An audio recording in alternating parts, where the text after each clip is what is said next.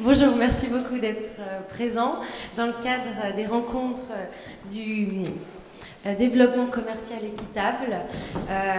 Cet atelier, donc l'atelier numéro 4, a pour thématique canal internet, communication durable et vente responsable, les nouveaux outils et usages. Je vais proposer aux intervenants de se présenter rapidement. Alors, je ne sais pas, qui veut commencer souvent, c'est honneur aux dames. Ça marche, ouais. C'est la seule fois d'ailleurs, c'est honneur aux dames, c'est quand on est en minorité. Oui, donc Sandrine Roudot, je suis co-dirigeante de Alternité, qui est un cabinet conseil en développement et en stratégie durable, qui est basé sur Nantes et qui accompagne des PME, des organisations. Voilà.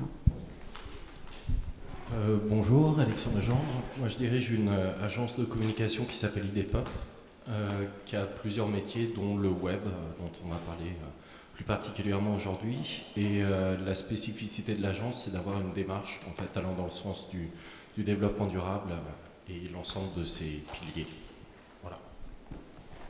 Bonjour, je m'appelle Philippe Roux et je dirige une petite, une microscope qui s'appelle Format Libre et qui qui anime éditorialement le site consommer-responsable.fr, qui parle, comme son nom l'indique, de la consommation responsable. Donc, qui comprend un magazine et un annuaire, un guide sur la région. Très bien, je vous remercie. L'espace Internet est devenu un passage obligé, car très fréquenté par vos publics, qu'ils soient professionnels ou particuliers. La première question qu'on a voulu vous poser, c'est qu'est-ce qui caractérise une stratégie de communication dédiée à un projet solidaire ? Alors, un projet solidaire regroupant l'équitable, le bio, l'économie sociale et solidaire. On a choisi ce terme parce qu'on voulait un petit peu élargir la problématique. Alors, je ne sais pas qui veut répondre, peut-être... Je me lance. Dans la question, quand on dit qu'est-ce qui caractérise une stratégie de communication sur un projet solidaire, la première chose, c'est de rappeler quand même que c'est de la communication. Alors, ça paraît évident, mais... parce que la tentation, c'est de communiquer que sur les valeurs de responsabilité, de solidarité. Et il ne faut pas oublier que, avant tout, il y a un besoin d'un consommateur, il y a une offre produit auquel il est confronté, et donc vous avez des arguments à faire valoir. Et la communication, effectivement, il faut que ce soit d'abord... vous espérez avoir l'adhésion sur votre produit, que les gens vous achètent. Donc il faut quand même revenir aussi à une communication. Pour autant, c'est vrai qu'il y a un certain nombre de caractéristiques. On ne communique pas sur un produit responsable, entre guillemets, comme sur un autre produit. D'abord parce qu'on n'achète pas un produit responsable comme on achète une paire de chaussettes classiques ou autre chose. On voit bien qu'on est quand même dans un engagement un peu particulier. C'est pour ça que nous, on a beaucoup travaillé sur comment on engage un consommateur, un individu, à modifier son comportement.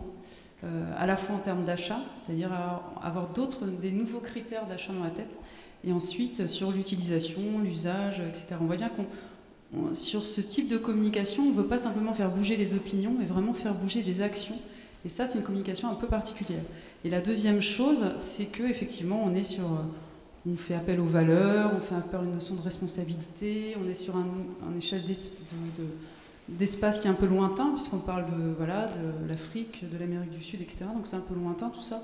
Donc il faut qu'on arrive quand même à impliquer les gens sur un sujet qui n'est pas si simple, parce que dès lors qu'on parle de valeurs, on culpabilise toujours un petit peu, on renvoie à des notions qui sont un peu plus compliquées à maîtriser. Donc c'est vrai que la communication sur un projet solidaire est un peu particulière. Il y a aussi tout le principe de la transparence, en fait, qui est peut-être plus propre à ce type de produit, c'est-à-dire que le consommateur, d'une manière générale, de par Internet, il a de plus en plus besoin d'informations, il va de plus en plus les chercher, mais là, sur les sites des personnes, des fabricants en tant que tels, il est important d'avoir toutes les toutes les informations dans le cadre du commerce équitable sur l'origine, sur comment fonctionnent les coopératives, etc. Alors après, le risque, c'est parfois d'avoir trop d'informations, justement, et de noyer le propos. Oui, donc on arrive sur, finalement ça nous amène à la deuxième question, c'est quels sont les enjeux d'une stratégie de communication durable sur le web, cette fois-ci. Donc avec finalement cette question sous-jacente, comment tirer bénéfice des nouvelles formes de communication ? Ce matin, par exemple, on a évoqué cette technique, le flashcode, dans le cadre de l'atelier l'éco-conception, une démarche économiquement pertinente. Alors, on partait de l'éco-conception et on arrivait sur une nouvelle technique, le flashcode, et d'autres... Tu peux peut-être expliquer aussi pour les personnes qui n'étaient peut-être pas là ce matin. Alors, le flashcode, pour ceux qui n'étaient pas là ce matin, c'est donc un petit code qui va donner accès à tout un tas d'informations car il est présent sur le produit et qu'on va pouvoir le prendre en photo avec notre téléphone portable. Voilà. Vous avez peut-être vu, c'est des carrés en fait blancs avec tout un tas de petits points noirs à l'intérieur. Et vous le prenez en photo, ça vous renvoie soit vers une page internet, soit vers une image, soit ça envoie un SMS. Etc. C'est des choses qu'on peut voir, par exemple, sur les tickets Digitic. Je ne sais pas si vous avez l'occasion d'utiliser. Oui, beaucoup dans l'événementiel. Dans l'événementiel aussi. Mais aussi beaucoup dans le secteur du vin, maintenant. On le trouve beaucoup sur les bouteilles de vin. Donc, en fait, si on peut peut-être dresser un tableau des enjeux d'une stratégie durable sur le web, c'est avec ces nouvelles formes de communication, quoi. Mais il y a ces nouvelles formes de communication, il y a aussi les outils en fait, dont on sert justement, tu parlais du téléphone portable. Le téléphone portable, de plus en plus, on s'en sert pour naviguer sur Internet, et donc il est primordial de prendre en considération aussi, au moment de la création des sites Internet, cette problématique. De même que les tablettes, par exemple, qui ont été sorties par Macintosh à la base, qui sont à prendre en considération. Il y a, là, bon, c'est un petit peu technique, mais on va dire il y a le principe du flash, c'est tout ce qui est animation. Le flash ne fonctionne pas sur les téléphones portables, ne fonctionne pas sur les iPads non plus. Donc si on fait un site de cette manière-là, il ne sera pas accessible depuis ces outils. Ce qui est quand même très dommage, sachant que le web, c'est censé être l'outil de communication le plus ouvert, puisque accessible depuis partout pour la majeure partie des gens, puisque maintenant pratiquement tout le monde a au minimum un ordinateur portable, enfin un ordinateur et des accès Internet. Pour répondre à ta deuxième question, mais ça me permet également de rebondir sur la première, moi j'ai envie de dire que ce qui caractérise aussi les stratégies de communication des projets solidaires ou des démarches solidaires, c'est entre autres que souvent faut quand même constater que c'est fait avec des bouts de ficelle, à la différence des grands groupes ou des grandes organisations ou des grandes compagnies qui ont des moyens de faire des grosses campagnes de com. Faut avouer que la plupart des projets ou des produits ou des entreprises qui sont dans le solidaire ou l'équitable ou le responsable, etc., la plupart du temps, elles rognent sur le budget com. Et donc on se retrouve avec souvent des campagnes qui n'en sont pas. En même temps, et ça répond à la deuxième question, Internet permet quand même de faire un bon nombre de choses à pas cher. Et je pense qu'il y a pas mal d'entreprises qui ont vu le jour depuis, mettons, 5 ans, qui, mine de rien, ont réussi à faire des trucs avec des bouts de ficelle, mais qui n'auraient jamais pu voir le jour il y a 10 ou 15 ans, quoi. On parle des flashcodes. Un flashcode, ça coûte rien, c'est open source en plus, c'est intéressant. Vous pouvez coller ça sur votre produit, et puis ça déclenche, comme le disait tout à l'heure mon voisin, ça déclenche l'affichage d'une page web. Ça coûte rien de faire une page web. Et de même, dans la stratégie Internet de pas mal d'acteurs, on retrouve du buzz, par exemple, l'usage des réseaux sociaux. Il y a un site qui est assez connu qui s'appelle Abonné au bio à Angers. Je ne sais pas depuis combien de temps il existe, 1 an ou 2 peut-être. Et la page 3 ans. Ouais. La page Facebook a plus de 3000 amis. Simplement, alors que c'est un site angevin. Donc c'est dire que là, le buzz sur les réseaux sociaux fonctionne. Alors je ne sais pas si elle fait 3000 clients par jour, ni par mois, ni par an. Mais... Je peux t'en parler un peu parce qu'en fait, on a travaillé avec elle, justement. Et ce qu'il y a, c'est elle a remplacé son manque de budget par énormément de temps. C'est-à-dire que Laurence, qui gère donc Abonné au bio, elle écrit 3 ou 4 messages sur son blog par jour. Elle est présente sur énormément de réseaux sociaux. Elle est présente dans plein d'annuaires aussi. Et puis, elle passe son temps sur Internet à naviguer, à aller mettre des commentaires à droite et à gauche de façon à ce que les gens reviennent sur son site et ainsi de suite. Et comme ça, elle a réussi à créer du buzz. Mais disons qu'elle a remplacé l'argent par du temps.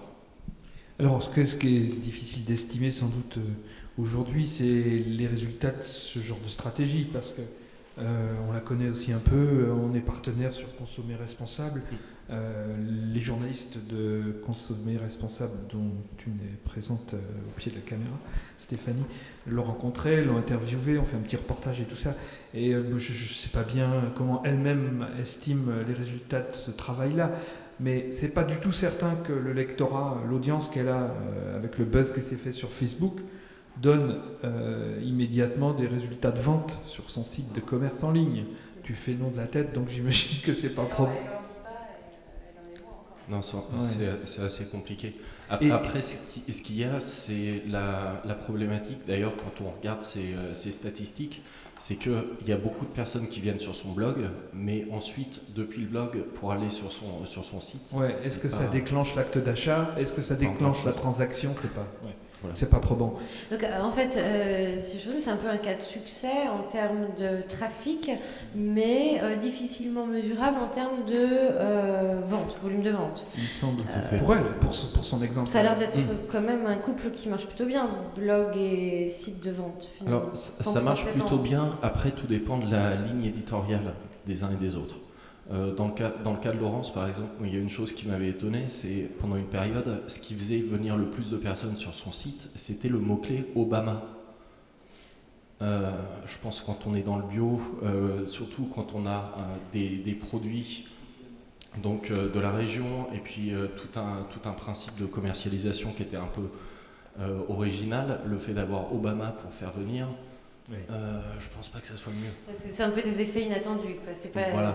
C'est-à-dire qu'elle entretient toute une communauté de personnes sensibles à son positionnement philosophique ou son positionnement un peu alternatif, entre guillemets, et c'est pas ce qui fait de la vente. Alors ça l'aide sûrement à faire de la notoriété, sans doute à faire un peu d'image, mais c'est pas ce qui déclenche forcément l'acte d'achat. Cela dit, voilà un exemple, il y en a sans doute tout un tas d'autres qui pourraient infirmer celui de Laurence, mais abonné au bio. Ouais. Après, dans son cas aussi, juste pour finir sur l'exemple, ce qu'il y a, c'est que c'est un système assez spécifique. Ce qu'elle propose, c'est des abonnements annuels, en fait. C'est-à-dire qu'on achète pour 1 an de produits d'entretien, de produits de cosmétiques, etc. Et en fait, c'est pas obligatoirement une habitude qu'ont les gens de leur dire vous allez acheter tout de suite 10 litres de lessive alors qu'ils l'ont pas forcément testé. Les gens sont pas toujours prêts. Ça, c'est typique de ce que j'ai dit tout à l'heure. On est sur la modification de comportement. Voilà. C'est vraiment une communication qui est très particulière. Et pour revenir sur la question de début sur c'est quoi les enjeux de la communication, on va dire durable. Moi, j'ai plutôt une vision de contenu, mais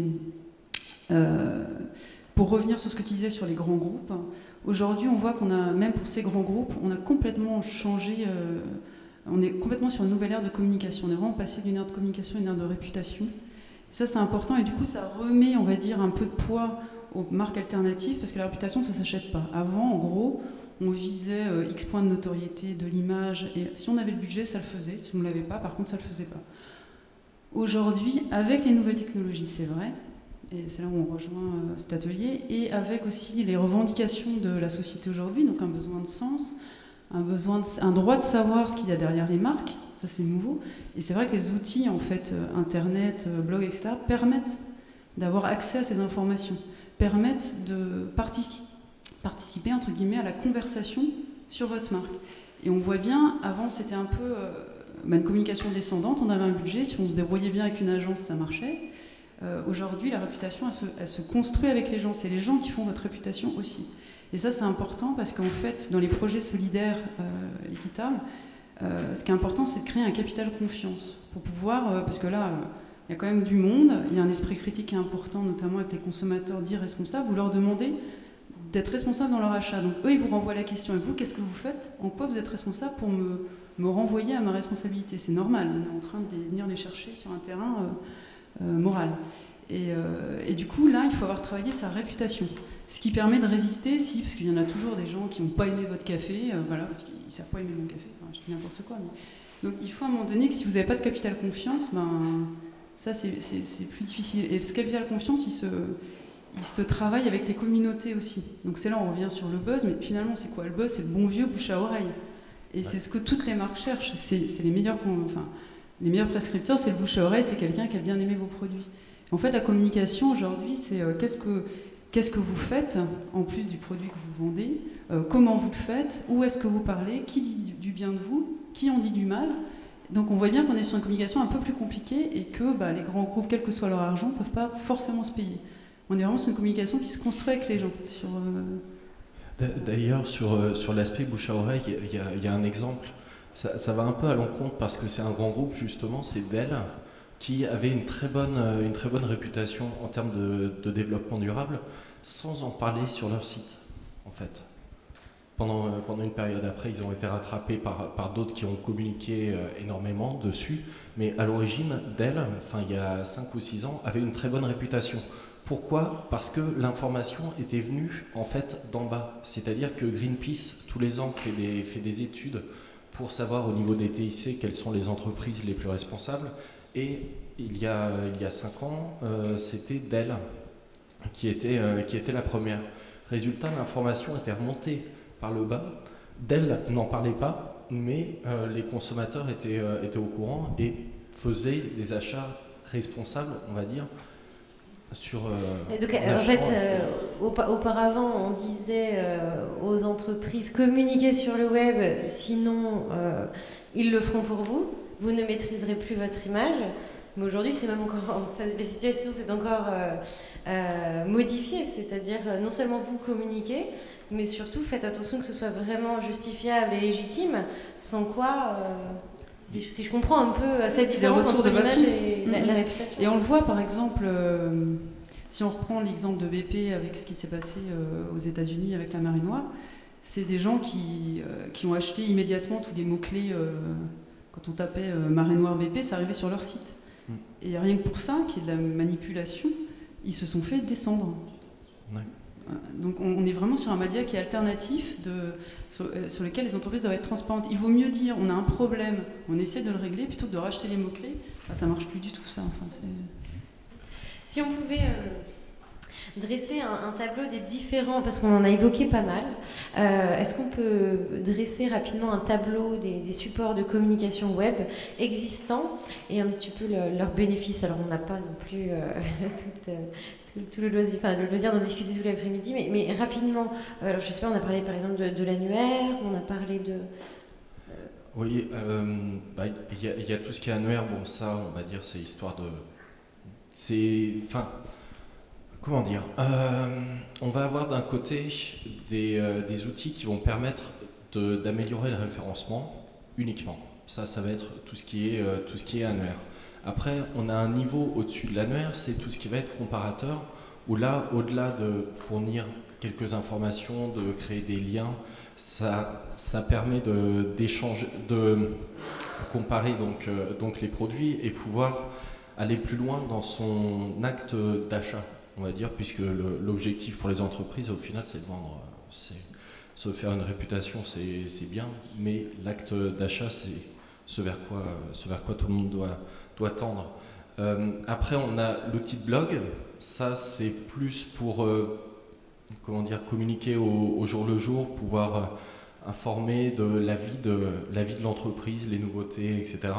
On sort un petit peu de toutes les parties actualité qu'il y avait avant sur les sites pour avoir véritablement une partie dédiée à l'actualité, aux valeurs, etc. pour pouvoir répéter régulièrement des messages. Ça, c'est à travers le blog. Ensuite, le site institutionnel. Là, c'est la présentation de l'entité en tant que telle, puis tout ce qui va être e-commerce, où là, c'est véritablement la vente.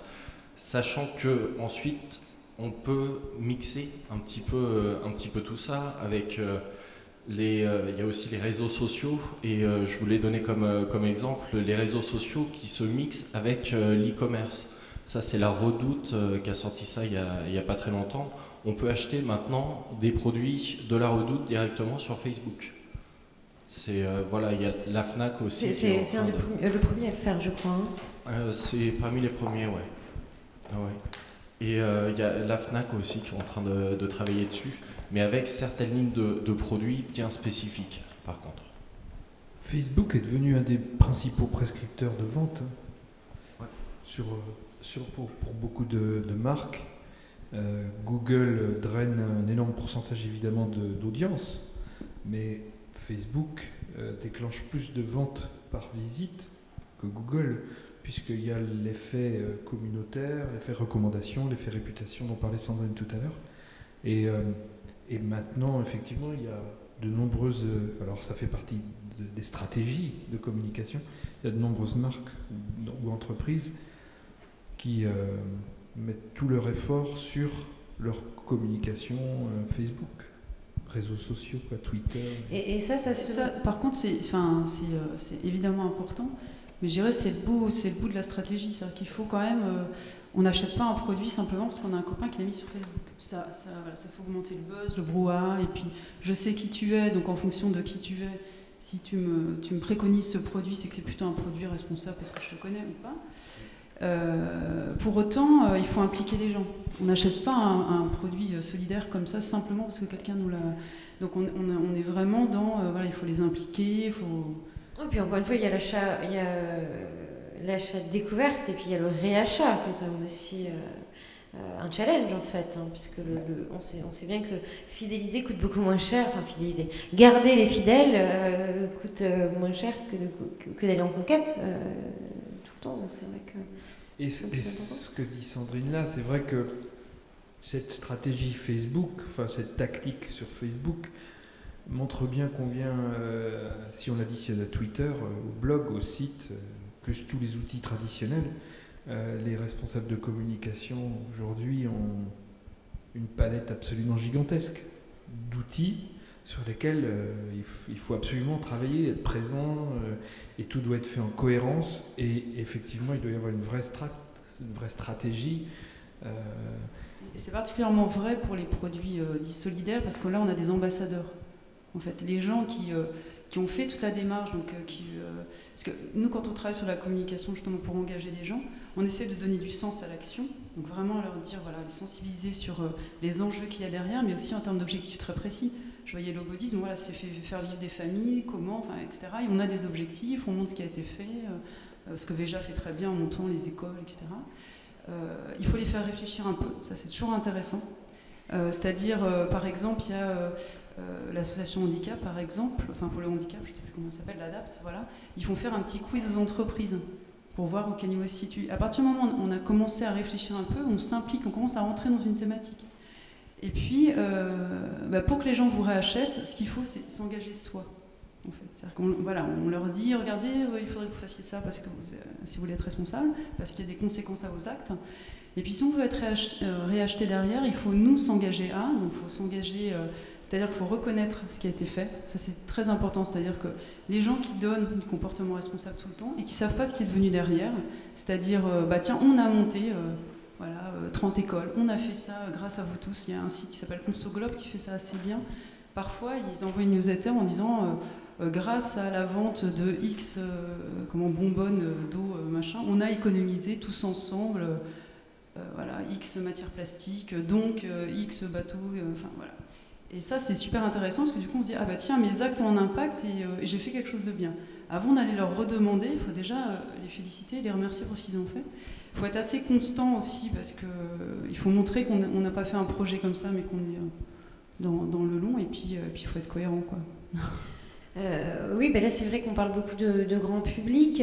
Est-ce qu'on peut peut-être faire un focus sur l'approche d'animation d'un site comme www Consommer Responsable, puisque on appelle ça rapidement un annuaire, mais en fait peut-être qu'on peut parler en termes d'usage pour l'internaute. Qu'est-ce que ça lui apporte? Au départ, c'était un annuaire qui avait été monté par Araïs il y a 3-4 ans. Et puis ensuite, on a été chercher des financements publics, entre autres avec une réponse à l'appel à projet Web innovant du ministère de l'économie il y a 2 ans, pour pouvoir compléter l'annuaire, qui au départ d'ailleurs était sur Nantes et Angers, pour le compléter sur la région, et puis pour le compléter avec des fonctionnalités d'information, au-delà juste des fiches qu'il y avait dans le petit annuaire, quoi. Et donc oui, on le voit sur les statistiques d'usage, quoi, d'audience. Assez rapidement, les pages du magazine, donc les articles qui parlent de l'actualité des acteurs de la région, des acteurs engagés dans une démarche de production ou d'offres responsables, le magazine a vite pris le relais sur l'annuaire. Alors, peu importe les pourcentages, mais on a bien vu que l'information toute fraîche, quoi, l'actu, l'innovation, l'information miroir aussi, hein, c'est-à-dire on parle d'un acteur qui fait à peu près le même métier que nous, donc on a envie de savoir comment il a innové, on a envie d'aller voir qui c'est, etc. Donc ça c'est entre acteurs. Et puis l'information pour le grand public du genre c'est quoi son offre, tiens je connaissais pas, c'est nouveau, etc. Ça fonctionne évidemment. Alors la difficulté qu'on a plus sur Consommer Responsable, c'est plus lié à la notoriété. C'est-à-dire que le site a été lancé, on a eu des moyens, je vous le disais tout de suite, de le faire développer et de l'animer, mais pour l'instant, les fonctionnalités étant encore pas tout à fait terminées et tout ça, on n'a jamais fait de communication sur un lancement. Et donc, c'est vrai que sans doute on manque un peu de notoriété. Alors, sachant qu'en plus, on est sur une cible qui est quand même un peu niche, puisqu'on s'intéresse, enfin, on parle à des gens qui s'intéressent à la consommation responsable, donc qui représente un petit pourcentage encore de la population. Déjà, les consommateurs, c'est pas monsieur tout le monde, puisque les enfants sont fortement prescripteurs, mais pas tellement sur les produits qu'on traite ou sur les acteurs qu'on traite dans notre guide, c'est sans doute plus sur les bonbons et les chocolats et les biens de consommation électronique, quoi. Donc ils sont peu nombreux ceux-là dans notre site. En revanche, on a certainement encore beaucoup de notoriété à gagner, quoi, hein. Donc c'est pour ça que j'en profite et merci pour faire connaître notre site web auprès de cette énorme audience là, cet après-midi. Et donc annuaire plus information, pour nous c'est une bonne combinaison. Je découvre une info qu'on pousse aussi sur Facebook d'ailleurs, etc. Je découvre donc une info sur quelqu'un qui lance une AMAP poisson par exemple. Je ne sais pas si vous êtes au courant, mais à l'Île-Dieu, je pense que c'est d'ailleurs le maire de l'Île-Dieu qui est plus ou moins pêcheur, si j'ai bien compris. Il a lancé une AMAP poisson avec une association ou deux à Nantes, je ne sais plus trop de détails, mais donc ça c'est une information intéressante. Quand on découvre cette information, c'est intéressant aussi de pouvoir cliquer sur la fiche de ces acteurs et de voir où est-ce qu'on va pouvoir trouver, contacter cette AMAP, etc., etc. Donc la combinaison annuaire info nous semble pertinente et a l'air de plaire et de payer. Moi, je suis pas tout à fait d'accord avec toi quand tu dis on est sur une niche. Enfin, toutes les études le montrent. On est il y a 25 à 30% sont les études d'alter consommateurs. Et moi, de l'autre côté, par contre, on voit bien que l'enjeu d'information, il est majeur. L'enjeu de communication, c'est vraiment l'enjeu de la communication, de la production responsable. Parce que les uns qui voudraient consommer responsable, nous on a la chance à Nantes d'avoir consommé responsable, mais ne savent pas où aller. Et tous les gens qui achètent responsable, d'abord, Enfin, on a un vrai problème d'offre quand même. C'est un peu un parcours de... Le problème, il n'est pas dans la demande. C'est un peu un parcours de combattant aujourd'hui. Si on veut réaliser l'ensemble ou une bonne partie de nos achats, effectivement, ça demande du temps. D'ailleurs, ça nous amène à la question suivante. Enfin, du moins, l'autre axe de cet atelier qui se focalisait davantage sur l'e-commerce. Alors la question c'est, y a-t-il des règles spécifiques à l'e-commerce équitable? Puisqu'il y a un problème d'accessibilité aux produits, est-ce que c'est une réponse? Est-ce qu'il faut respecter certaines règles du fait que c'est équitable? Oui, le e-commerce, ça ne veut pas dire équitable commerce, hein, on est d'accord? Site transactionnel, pour qu'il n'y ait pas de confusion. Je ne sais pas qui peut... Moi, je dirais qu'il n'y a pas de règles spécifiques en tant que telles. Enfin, les règles de l'e-commerce restent les mêmes, quelle que soit la manière dont on fonctionne. Après, il peut y avoir des modèles économiques spécifiques. Enfin, là, je retombe sur l'exemple d'Abonné au Bio, qui avait un modèle économique spécifique qui entraînait des manières de fonctionner très spécifiques. Mais ça, c'est en dehors de l'aspect solidaire ou bio ou équitable. C'est propre au modèle économique, quel que soit le produit. Donc je dirais que les règles sont les mêmes. Après, c'est plus le fait d'avoir des... comment dire, c'est plus sur l'information qu'on va donner. On retombe sur la même chose que tout à l'heure, d'avoir une traçabilité, une lisibilité au niveau des produits. C'est plus là-dessus. Après, il y a une autre chose par rapport à tout ce qui est e-commerce, c'est tout ce qui est commerce équitable, c'est énormément de petits sites e-commerce. Ce qui est intéressant parfois, c'est de se mettre ensemble pour pouvoir aller plus loin. Moi, il y a deux questions en fait. C'est l'e-commerce par rapport au commerce classique déjà, et puis après, est-ce que c'est spécifique sur l'équitable? Et l'e-commerce, c'est quand même le média, on l'a dit tout à l'heure, Internet, c'est vraiment le média de la contestation, enfin, la reprise, on va dire, en main du discours par l'individu moyen. Et c'est un peu la même chose sur l'e-commerce, c'est-à-dire que c'est quand même une distribution alternative. Ça a permis à des petites entreprises d'avoir quand même une distribution, ce qui avant, quand on voulait aller en grande distribution, pour avoir un certain nombre de facing, comme on dit, voilà, il fallait payer, et donc tout le monde ne pouvait pas se le payer. Donc l'e-commerce, c'est quand même une vitrine pour tout un tas de petites entreprises, et c'est souvent le cas des projets solidaires. Et puis ça permet d'avoir une relation directe avec le consommateur. Alors il y a des avantages sur l'e-commerce, hein. Il y a le fait qu'effectivement on peut parler de sa marque, on peut parler de son projet, alors que en grande distribution, en distribution classique, on ne maîtrise pas du tout sa communication, donc ça c'est intéressant. On peut aussi, comme le disait tout à l'heure Alexandre, on peut doser sa communication, c'est-à-dire qu'il y a la communication qu'on a envie de voir tout de suite, et puis si on veut aller plus loin parce qu'on a un alter consommateur, on peut cliquer à un endroit et voir vraiment la démarche de l'entreprise, etc. Donc c'est bien parce qu'on arrive à doser plusieurs niveaux de discours, donc l'e-commerce est quand même intéressant pour ça.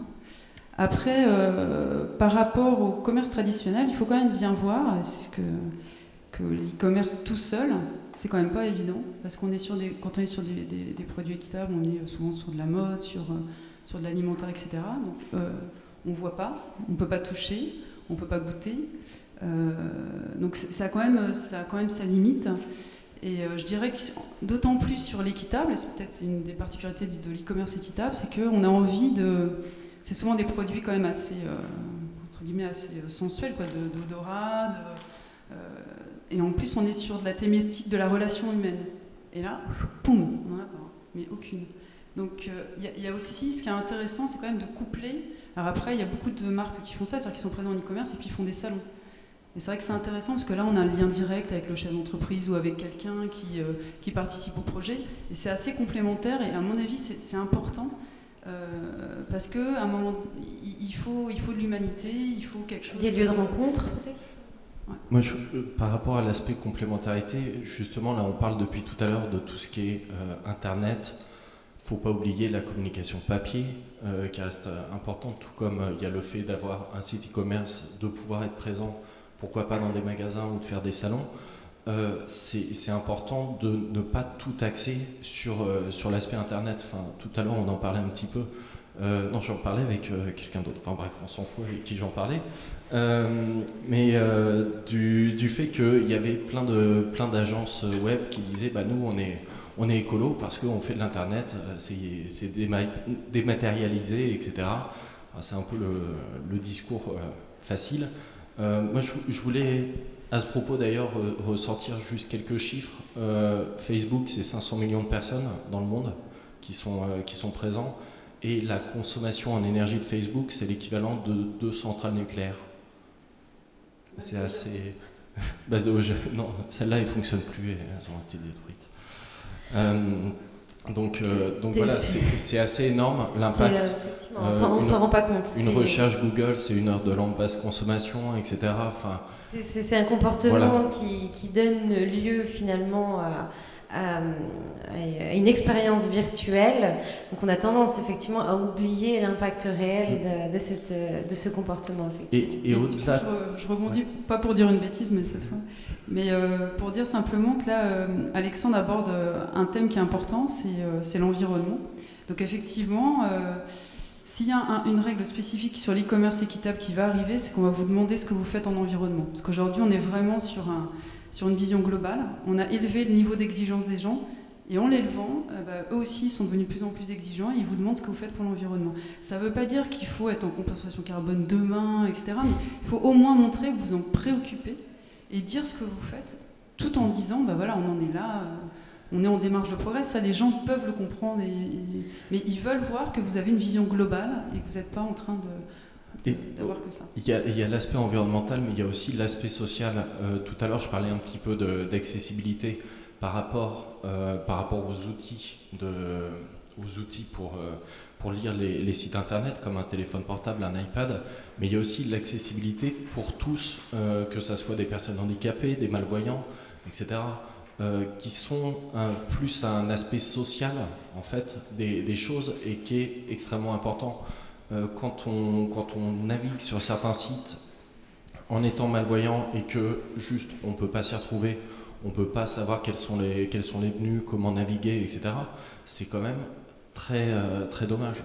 Parce que Internet, justement, on a la potentialité de faire des choses pour tout type de public. Contrairement à du papier, je pense qu'il y a très peu de personnes qui font leurs plaquettes en braille en même temps qu'ils les font imprimer. Pour l'Internet, on peut avoir des sites véritablement accessibles pour, entre autres, les malvoyants, aussi pour les personnes à mobilité réduite, etc. Et c'est des choses à ne pas oublier, quoi. Pour revenir aussi à cette question du e-commerce, moi je parlerais bien d'un petit exemple qui montre à mon sens combien il peut y avoir de stratégies très différentes et à chaque fois en fonction du projet, etc. Tout à l'heure on parlait du papier, on parlait dans les outils de communication et tout ça. Ça a du sens, mais si on est pure player en e-commerce, le papier vous le distribuez où et à qui, quoi. Et puis tout dépend de la taille. Si c'est du e-commerce à la Dell par exemple, évidemment ils ont les moyens d'envoyer du mailing direct au niveau international. Mais moi je connais un petit exemple j'ai des copains qui ont monté un site de e-commerce qui fait des bougies et des savons, c'est très modeste. Ils ont lancé ça il y a 3 ans je crois. La clé pour eux, c'était le référencement. Ça, c'est très net. C'est-à-dire, il y a quelqu'un qui a passé quasiment un plein temps pendant 1 an à optimiser sa position dans Google, une des 2 personnes, quoi. Et depuis qu'il l'entretient à raison à peu près d'un tiers-temps. Et grâce à ça, ils ont vraiment décollé, clairement, au bout d'1 an, 1 an et demi, et depuis, ils en vivent à 2. Ils vivent que sur le marché français d'un petit site de e-commerce qui vend des bougies et des savons. Pour eux, c'est clair, le papier, ils ne peuvent pas. À qui l'envoyer, hein, c'est vrai. Et puis, ils ne sont même pas sur Facebook, ils ne sont pas sur juste le référencement Google. Donc bon, à chaque produit, positionnement, activité, sa stratégie, quoi. Hein, mais en tout cas, il y a des choses qui peuvent exister comme ça. Et quand tu parlais de centrale ou de nucléaire ou de consommation d'énergie, etc., ça coûte de toute façon moins cher de commander en ligne que de se déplacer pour aller acheter des bougies chez Devino. Oui. Donc, c'est quand même, moi je pense, un atout. Même s'il y a je ne dis pas que c'est la voie royale et que c'est la panacée, mais ça offre des nouvelles possibilités, aussi bien au niveau de la communication, on l'a vu, de l'information, que même du business, à des gens qui avant ils auraient peut-être eu une petite cabane à Saint-Jean-de-Mont dans l'avenue du Commerce l'été pour vendre leur savon et leurs bougies. Puis voilà. Ça, c'est très lié à la... à la problématique de l'entreprise, parce que là, en l'occurrence, on imagine que sur des bougies du savon, il y a une problématique sanitaire qui peut pousser les gens à rechercher des produits responsables. C'est-à-dire que là, il faut vraiment être impliqué, se dire je vais acheter des bougies du savon sur Internet, ce qui n'est pas forcément évident, sauf qu'on sait aujourd'hui qu'il y a des bougies qui dégagent des tas de choses pas très saines, que sur les savons, il peut y avoir aussi des impacts à la fois environnementaux et puis de santé. Donc on voit bien que là, on est sur des produits sur lesquels il y a un business model que l'on peut construire sur Internet parce qu'on a des gens qui vont aller chercher ça. Donc, parce que sinon, il faut être vraiment sur un produit d'implication pour aller voir, parce qu'il y a des frais de port, parce qu'il y a tout un tas, parce qu'il y a de la prise de risque aussi, on ne le voit pas. C'est là où les sites, on va dire, d'achat groupé sont intéressants, moi je trouve, pour les projets solidaires en départ notamment, les groupons, les ventesresponsables.com, etc. Parce que il y a un effet risque quand même dans Internet, c'est-à-dire qu'on achète un truc qu'on n'a pas vu, on va le recevoir, on ne sait pas trop comment, alors oui, on peut le renvoyer, mais enfin bon, il faut que je paye les frais de port, etc. Donc moyen. Et là, on diminue la prise de risque via ces sites groupés qui font du coup des offres pas chères, et on peut créer du coup après une fidélisation. Donc ça me semble une sorte de caution en fait, le site. Alors, ils sont pas tous super exigeants, mais au moins ils ont une vitrine, ils ont un emailing, et puis on réduit cette prise de risque. Et du coup, les gens peut-être en premier achat, on découvre. Enfin, moi je sais que j'ai découvert des marques comme ça. Mais la PEPS, qui est un groupement d'acteurs, est-ce qu'elle fait des ventes sur Internet? Je vous renverse, je joue maintenant à l'animateur. Bientôt. Alors ça tombe bien parce que j'allais lancer le module de commande en ligne, donc je plaisante. Oui, effectivement, on vend sur Internet. Alors nous, sur Internet, pour l'instant, on s'adresse à une cible de professionnels. Voilà. À l'inverse de ce qui va se passer sur un village solidaire où on en est aujourd'hui. C'est à la fois, si on parle de groupement d'entreprises finalement, c'est à la fois la volonté d'une structure comme la nôtre, mais aussi, et ce qui est le plus dur finalement à obtenir, bon il y a les compétences aussi de la structure quand même, mais ce qui est le plus dur à obtenir finalement c'est la caution, l'engagement, mais cette fois-ci des entreprises partenaires. Et de parler d'une même voix et de se mettre d'accord sur les valeurs aussi. De se mettre d'accord sur les valeurs. Il peut y avoir des définitions du commerce équitable qui ne sont pas toujours les mêmes, par exemple. Alors en France, c'est vrai que c'est pas facile d'avoir tous la même définition du commerce équitable. En tout cas, peut-être qu'on peut proposer au public de nous faire part de leurs expériences ou interrogations, puisque il nous reste un peu plus de 5 minutes.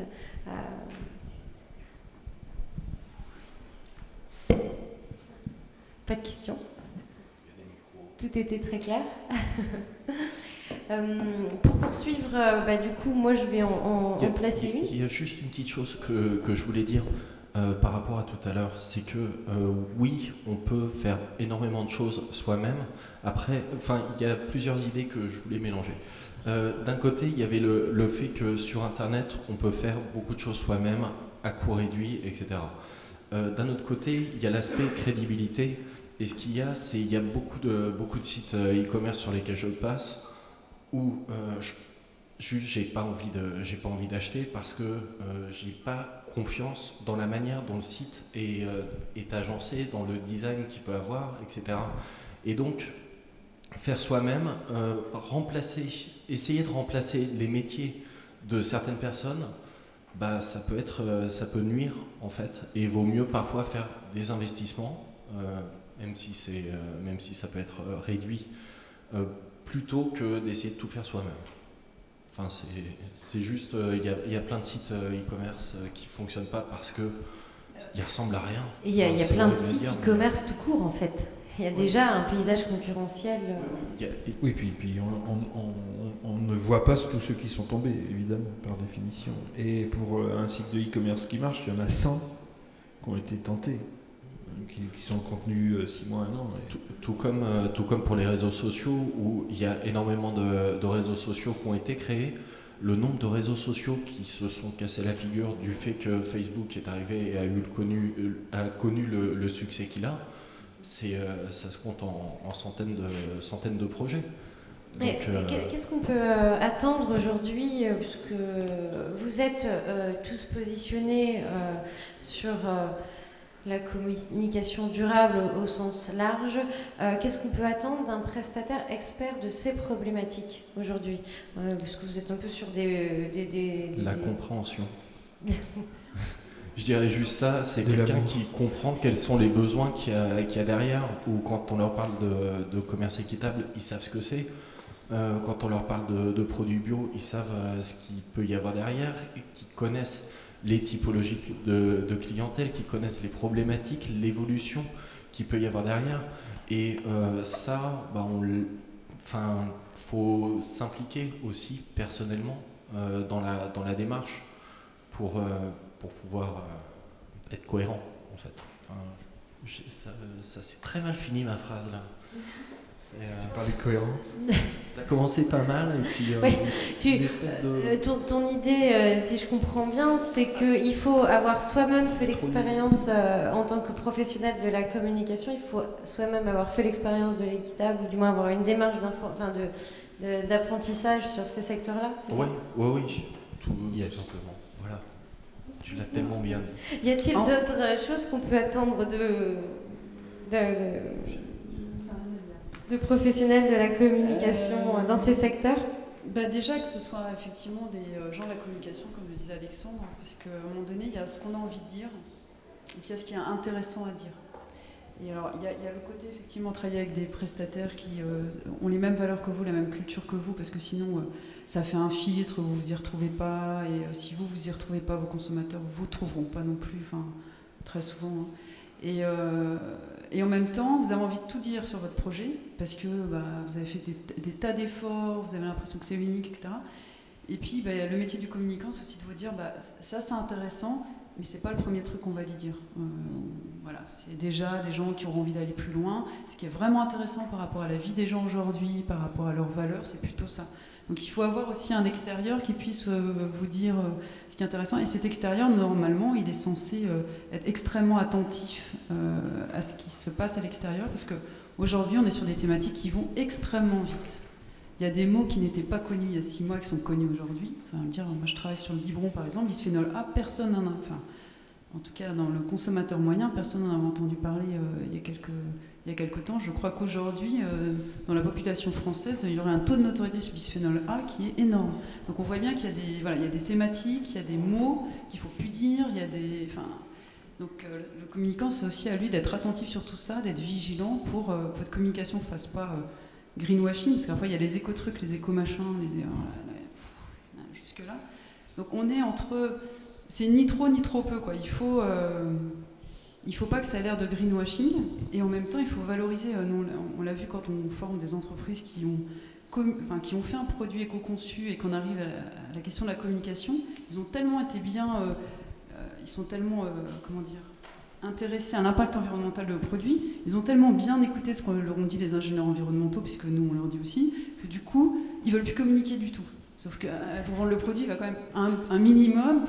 Et souvent, on a soit des entreprises qui font pas grand-chose, communiquent énormément, et puis les autres à côté qui ont des vrais trucs à dire, mais qui ont un peu peur de communiquer. Parce que comme c'est des entreprises qui ont progressé, elles savent qu'elles sont perfectibles, donc elles ont peur de dire quelque chose en disant « ouais, mais là, je suis pas bonne ». C'est pas grave, personne n'est exemplaire. Il faut juste le dire, être transparent, être honnête et savoir mettre en avant ce qu'il va rencontrer de public. Parce que l'objectif, il est là, que le produit responsable, il trouve sa cible et qu'il soit acheté à la place d'un autre produit moins vertueux. Sinon, voilà. Avec l'engagement, finalement, que ce soit l'engagement moral ou financier, qui est un peu la mise de départ du consommateur quand il achète pour la première fois, quoi. Des questions peut-être, des retours d'expérience, toujours pas. Bon, eh bien, je vous remercie. Nous allons clôturer cet atelier. Merci beaucoup pour votre intervention. Merci d'avoir été présent.